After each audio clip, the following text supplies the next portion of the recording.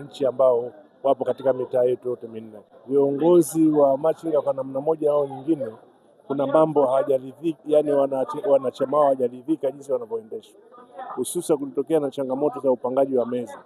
Upangaji wa meza ni jambo zuri ambalo linaweka structure nzuri katika mtaa wetu wa Gongo la Mboto, lakini hawajashirikisha 100%.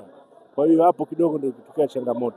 Kwa hiyo katika kikao hichi kimeibuka na mambo mengine ambao wamachinga ndio walitaka wafahamishwe ili waende sawa na shughuli zao za kila siku. Sisi viongozi tunatakiwa tuwe wazi, kwa sababu unapokuwa wazi ina maana unatoa dukuduku aidha kwa wananchi au katika taasisi za viongozi, kwa sababu mwisho yote mambo mengi yanakuja kutokuwa wazi, kwa sababu sisi tupo kwa ajili ya wananchi. Viongozi wa machinga wapo kwa ajili ya machinga.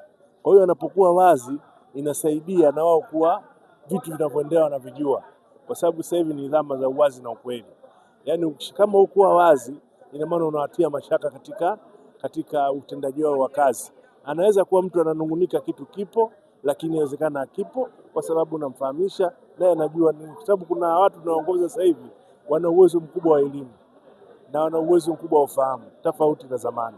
Kwa hiyo unapokuwa wazi ina maana kuna vitu vingine unaweza kuvipata kutoka kwao. Kwanza tukae na aidha wananchi wetu, shughuli zetu nazifanya wazijue na wawe wazi, na tupokee kero zao, na hasa kwenye taasisi wasijifungie ndani wakatoa maamuzi, mwisho yote yanakuwa ni usumbufu kwa viongozi wengine, kwa sababu kama hili swala la meza ina maana walijifungia ndani.